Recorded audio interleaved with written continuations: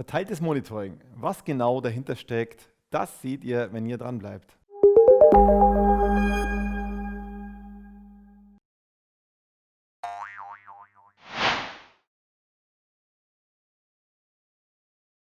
Verteiltes Monitoring bedeutet, dass ihr mehrere CheckMK-Server zu einem großen Monitoring-System zusammenbaut. Das kann verschiedene Gründe haben, warum ihr das tun wollt. Der eine wäre zum Beispiel Skalierung, dass ihr sagt, mit einem CheckMK-Server kann ich nicht so viele Hosts monitoren, wie ich habe. CheckMK ist ja wirklich sehr performant und skaliert gut. Aber irgendwann ist auch hier mal das erreicht, was ein physikalischer Server so leisten kann. Und dann kann man sagen, ich nehme einfach 2, 3, 4, so viel ich brauche und schalte die dann zu einem großen System zusammen. Ein anderer Grund für verteiltes Monitoring wäre, dass verschiedene Server von verschiedenen Organisationen administriert werden, also organisatorische Gründe, und dass man aber trotzdem eine Gesamtsicht auf das ganze Monitoring haben möchte. Ein ähnlicher Fall habe ich, wenn ich mir das Thema Netzwerk anschaue. Es kann zum Beispiel sein, dass ihr einen Standort habt in München und einen in, sagen wir, Singapur und es einfach nicht wollt, dass alle Monitoring-Daten von München aus nach Singapur gehen und zurück. Das heißt, dass ich für jeden einzelnen Host, den ich abfragen möchte, immer über den Atlantik gehen muss, über den Pazifik, genauer gesagt hier, sondern dass ich vor Ort eine eigene Instanz habe von CheckMK, die aber dann irgendwie so wieder verbinde, dass ein großes System draus wird. Und ein bisschen ähnlich gelagert ist das Thema Verfügbarkeit. Vielleicht wollt ihr auch, dass das Monitoring in einem entfernten Standort auch dann weiterläuft, wenn mal die WAN-Verbindung nicht da ist. Oder es kann zum Beispiel sein, dass aus Sicherheitsgründen ein Monitoring von Standort A in Standort B hinein oder in Netzwerksegment B hinein gar nicht möglich ist. Dass das eine DMZ ist, ein abgesicherter Bereich, wo eigentlich ein Monitoring-Zugriff nicht erwünscht ist. Dann kann man in diesem abgesicherten Bereich eine eigene Instanz aufbauen und die Instanz wieder einbinden in ein großes Monitoring. Und wie das jetzt geht, dass ich also aus mehreren CheckMK-Servern ein großes Monitoring-System aufbaue, das zeige ich euch jetzt. Ausgangspunkt ist ein ganz normales Monitoring-System, zum Beispiel das, was wir bei der letzten Folge verwendet haben, um die Wartungszeiten zu erklären. Ich habe hier 5 Hosts, es ist alles stinknormal. Der nächste Schritt ist der, dass ich ein Remote-System, also ein zweites System, was ich einbinden will, anlege. Dazu wechsle ich jetzt mal auf die Kommandozeile von einem CheckMK-Server. Das muss jetzt nicht der gleiche sein, es kann ein anderer sein. In meinem Fall ist es zur Einfachheit derselbe Server, aber das spielt ja überhaupt keine Rolle. Auf diesem lege ich jetzt eine Instanz an, die nenne ich jetzt zum Beispiel mal Remote 1. Das ist alles, wie man es kennt, alles wie gehabt.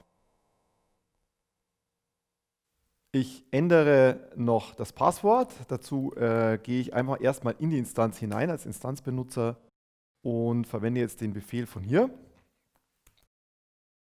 und tippe hier ein Passwort ein, was ich mir leicht merken kann. So, jetzt ist der erste wichtige Schritt, dass ihr einen Zugriff von Remote aus erlaubt. Es funktioniert nämlich so, dass die Master-Site per TCP auf die Remote-Site zugreift über einen bestimmten TCP-Port, um an die Statusdaten zu kommen von dieser Instanz. Dazu rufe ich omd-config auf, gehe dann auf den Punkt Distributed Monitoring.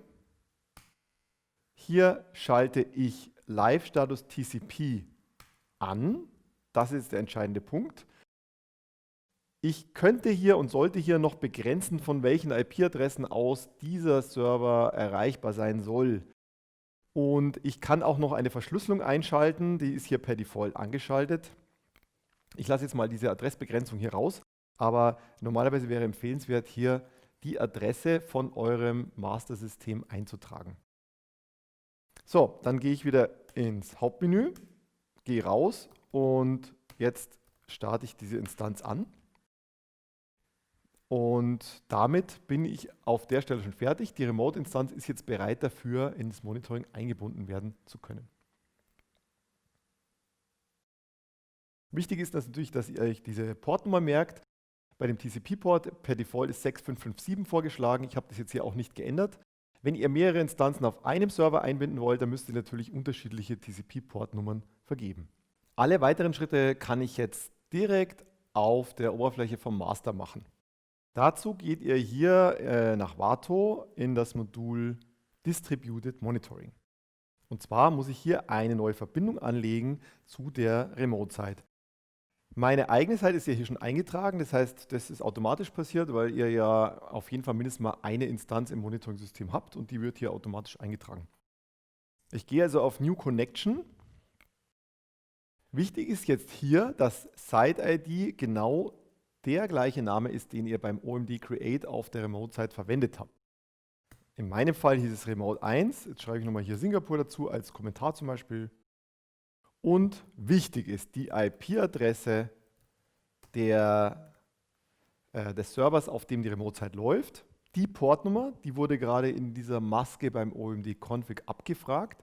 Default-Wert ist 6557, das heißt, wenn es nur eine Instanz auf diesem Server gibt, die remote erreichbar ist, dann kann man bei dieser Default-Portnummer bleiben. Verschlüsselung.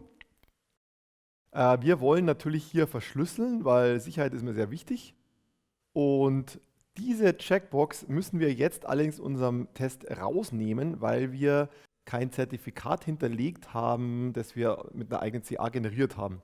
Das heißt, dieses Zertifikat, welches die Remote-Site verwendet, ist ein automatisch zufällig generiertes und deswegen können wir das auch leider nicht überprüfen. Das wäre jetzt dann nochmal ein Thema, das ihr im Handbuch nachschauen könnt, wie das genau geht, wenn ihr ein eigenes Zertifikat hier hinterlegen wollt. Der Live-Status Proxy-Daemon ist ein Feature aus der Enterprise Edition, welche bei Verbindungen mit sehr hoher Latenz, zum Beispiel über den Pazifik, die Wartezeiten optimiert und auch erkennt, wenn Remote-Sites nicht verfügbar sind. Was man hier auf jeden Fall eintragen muss, ist der URL-Präfix, über den die Web-Oberfläche der Remote-Site erreichbar ist.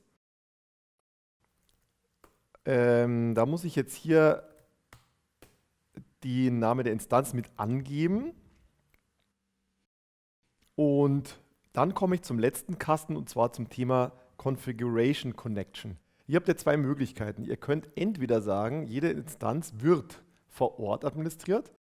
Das heißt, die Kollegen in Singapur verwenden ihr CheckMK selbst, um ihre Hosts anzulegen. Und ihr wollt eigentlich in München nur einen zentralen Statusbildschirm haben, wo ihr das Operating machen könnt oder Einblick haben könnt. Die andere Variante, und die ist eigentlich häufiger heutzutage, ist, dass ihr eine zentrale Konfiguration auch haben wollt. Das heißt, dass sich das ganze Monitoring-System wie ein großes System anfühlt und in Singapur eigentlich überhaupt nichts angefasst wird, sondern alles von München aus passiert. Dazu würdet ihr jetzt hier wählen Push Configuration to this site.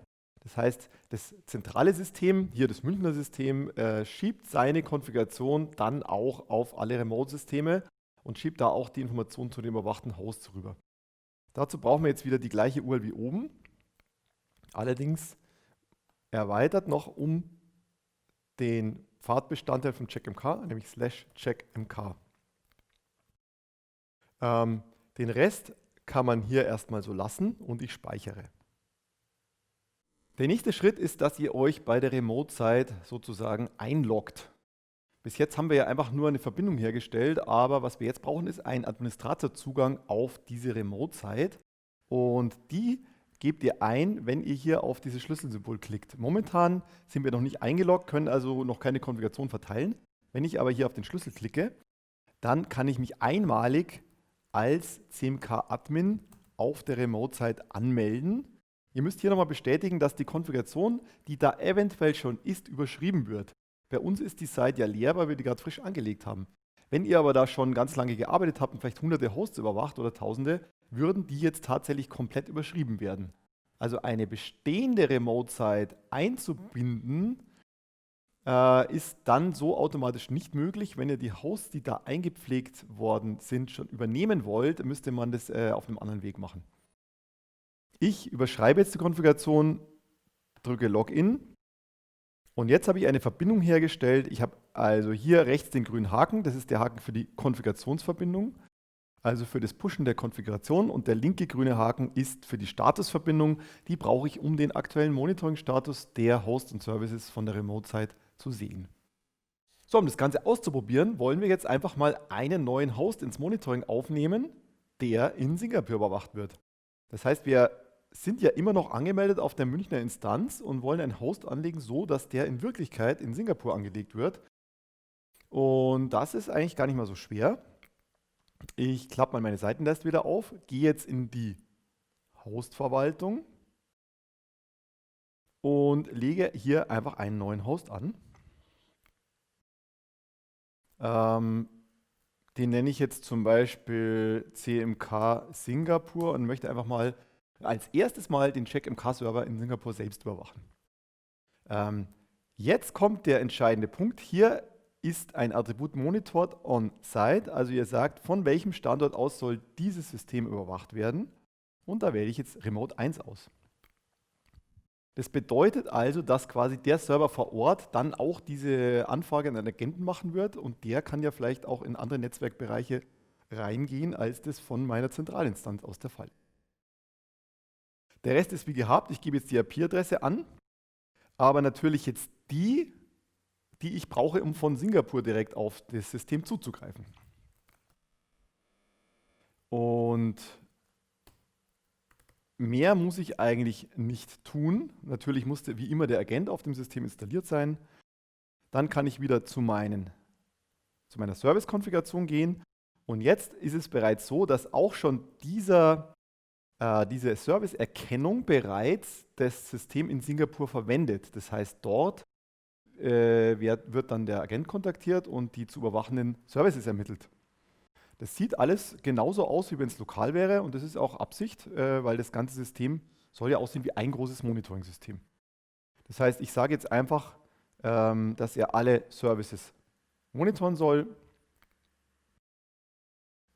mache meine Activate Changes und dort sehen wir eine zweite Änderung und zwar sehen wir jetzt nicht wie früher nur eine Zeile, sondern wir sehen unsere beiden Systeme hier als jeweils 2 Zeilen. So, und jetzt werden euch hier beim Activate Changes immer die Systeme, also die Remote-Instanzen angezeigt, auf denen es Änderungen gibt, die aktiviert werden müssen.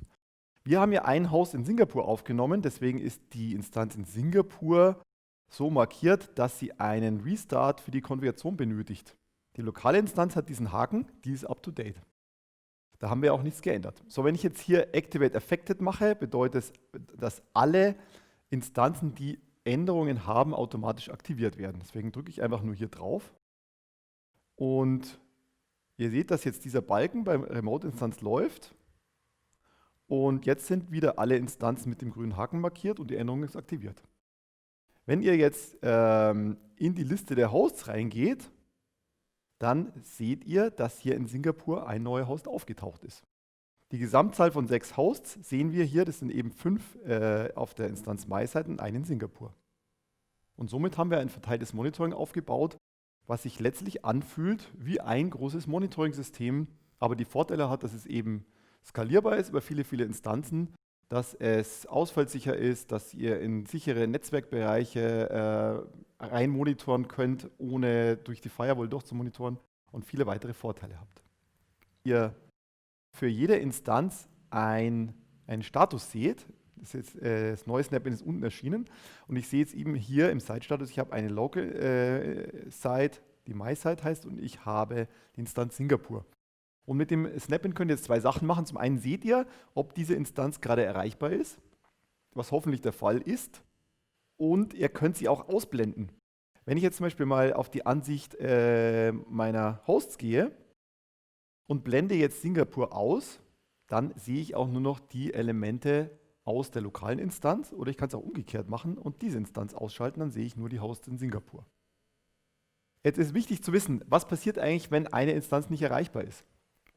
Nun, das Grundprinzip vom verteilten Monitoring vom CheckMK ist so, dass alle Monitoring-Daten grundsätzlich auf der Remote-Instanz bleiben und nicht die ganze Zeit in die Zentrale kopiert werden. Das ist ein wichtiges Prinzip, weil nur das die maximale Skalierung ermöglicht. Wenn ihr euch vorstellt, dass ihr vielleicht 100 Remote-Instanzen habt, die 1 Million Hosts überwachen, dann wäre es sehr sinnlos, alle Monitoring-Daten immer in eine zentrale Datenbank schreiben zu müssen. Das würde also keine Datenbank der Welt würde das hergeben, dass ihr so viele Daten in so kurzer Zeit da unterbringt. Deswegen macht das CheckMK so, dass die Monitoring-Daten grundsätzlich auf den Remote-Instanzen bleiben.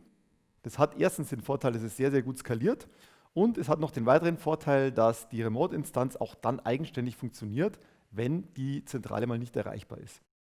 Das heißt jetzt für euch, wenn eine Remote-Instanz gerade nicht erreichbar ist, dann seht ihr nicht etwa von der veraltete Daten, sondern ihr seht überhaupt keine Daten. Die ist einfach nicht sichtbar. Ihr seht im Site-Status einen Fehler und es wird dann auch hier in den Statusansichten ein roter Fehlerbalken eingeblendet, dass die Daten unvollständig sind. Beim Monitoring kann man ja sowieso sagen, unvollständige Daten sind genauso nutzlos wie veraltete Daten.